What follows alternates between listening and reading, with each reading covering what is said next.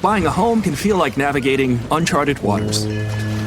Redfin agents can help. They'll answer your questions with honest advice so you know exactly what you're getting into. They'll also help you tour as many homes as you want and show you what it takes to make a winning offer. With a Redfin agent on your side, you can sail straight to your dream home.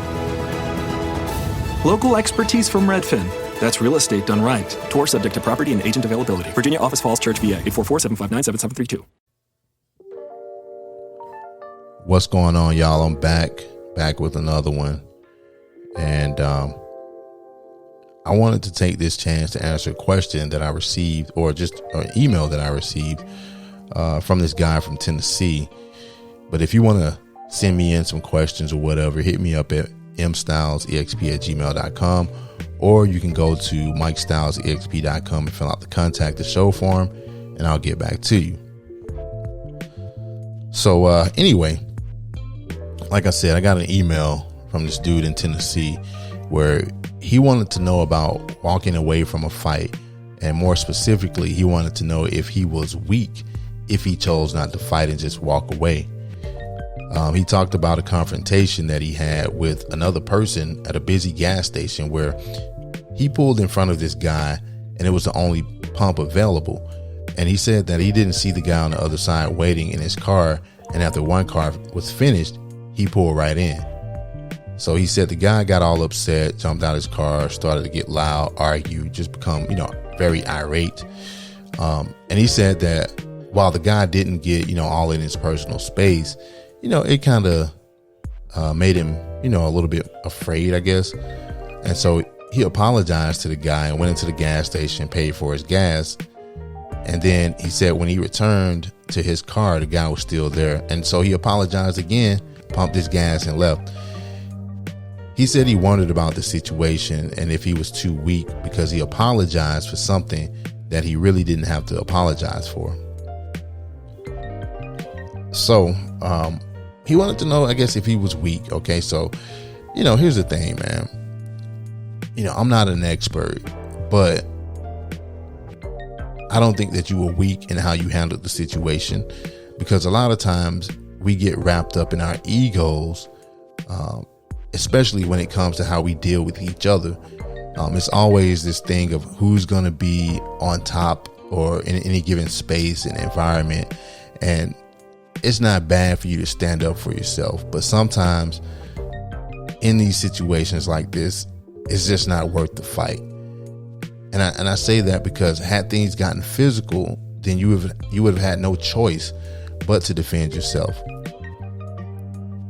Now, when it comes to just words and people being loud and all of that, then yeah, walk away. But at the same time, you have to watch your surroundings and be aware of your surroundings. Because from what I've seen, a lot of times, the loudest people are usually some of the weakest people in that particular environment or that situation. They want to show off and come off as being something more than they are. And at the same time, you got to watch people, And I say that because I've seen where a lot of these guys, they get loud and extra.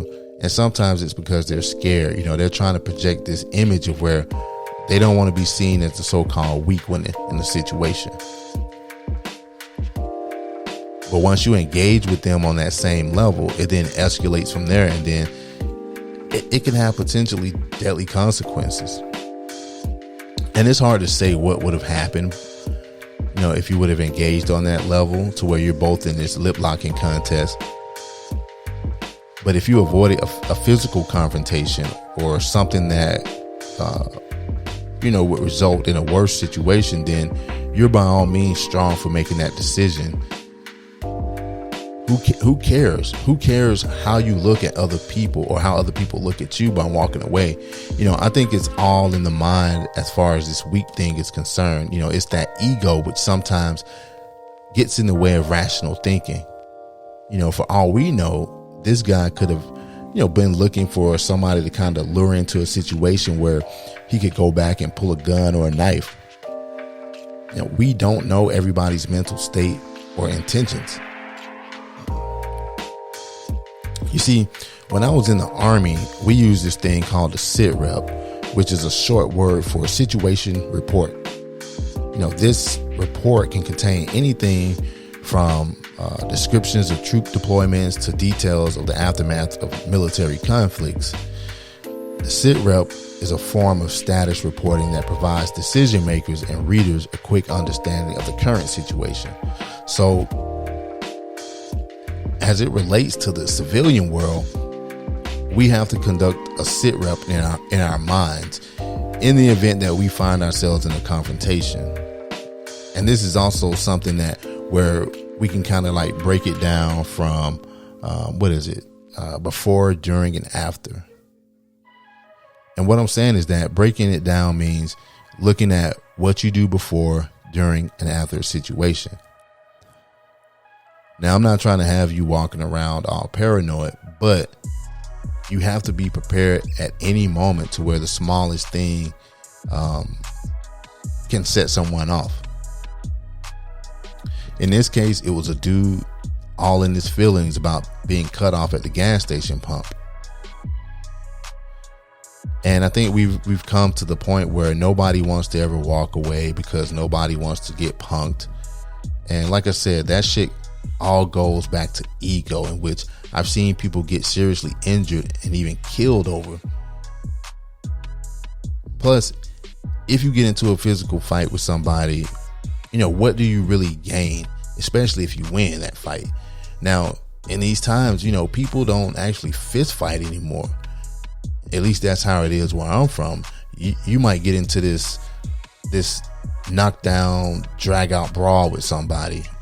But then from what I've seen is that the loser usually goes back to get a gun. And again, it's all ego driven. I want you to really think about that.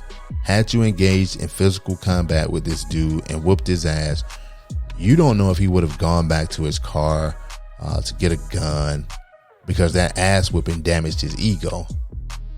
And it's almost like when that guy, what was it? The two guys down in Florida, I think last month at a Starbucks drive-thru, they got into it because the other guy cut him off at the drive-thru. The man that was killed, he jumped out of his truck because he was cut off, and he went to confront the guy. And so he banged on the window of the guy's car and then broke the door handle. And as he was walking back to his truck, the other guy got out and shot him.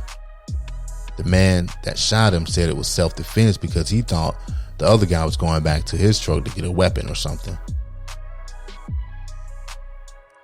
So looking at situations like that, man, you can understand that these situations, they can turn deadly in the blink of an eye. Like I said, protect and defend yourself at all times. But that doesn't mean, go out and try to be a Billy Badass on some Charles Bronson type shit either.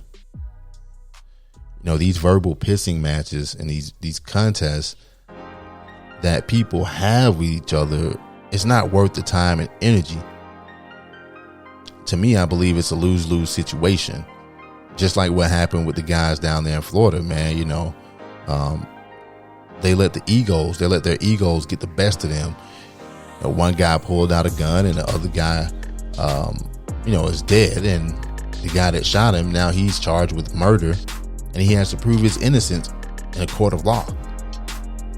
That type of shit can not only destroy you physically, but also mentally and financially. So no, you're not a coward or weak for walking away and controlling your actions and thinking about how they could have potentially negative consequences.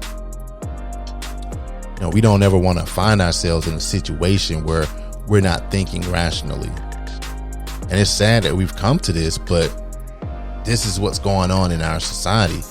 In situations like what happened to you at the gas station pump, you have to expect some type of, retaliation. Even though this guy didn't get physical, you still have to expect it. Don't put anything past anyone. Don't be naive and think and say, well, this guy's harmless. He's not going to do anything. You can't judge what somebody is capable of doing by just looking at them. So stay calm before you do anything. Keep your composure. because I think you'll come out better as a result. So till next time, take care of yourselves, take care of each other, stay safe out there.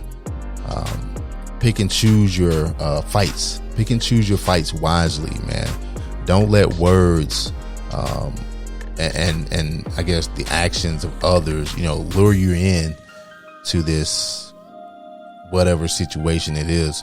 I think it's a battle of egos. That's what I call it. So, but take care, and I'll see you guys on the next episode. Peace.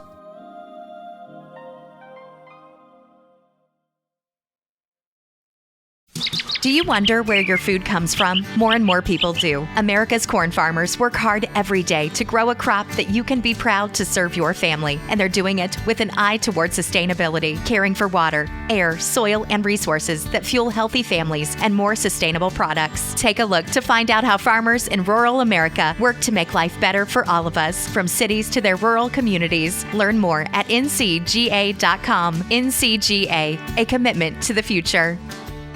Hey, do you love a good story? Great. Then you got to check out the #Storytime podcast. Each episode brings you the craziest, creepiest, and cringiest stories from YouTube, TikTok, Reddit, and beyond. My story is about the time that I was broken up with at the 9/11 memorial. Twice. Look, the internet is a dumpster full of stories, and I, your host, Will McFadden, dive in headfirst, sift through the flaming trash, and bring you nothing but treasures. Listen to all 21 episodes of #Storytime now on the iHeartRadio app, Apple Podcasts, or wherever you get your podcasts.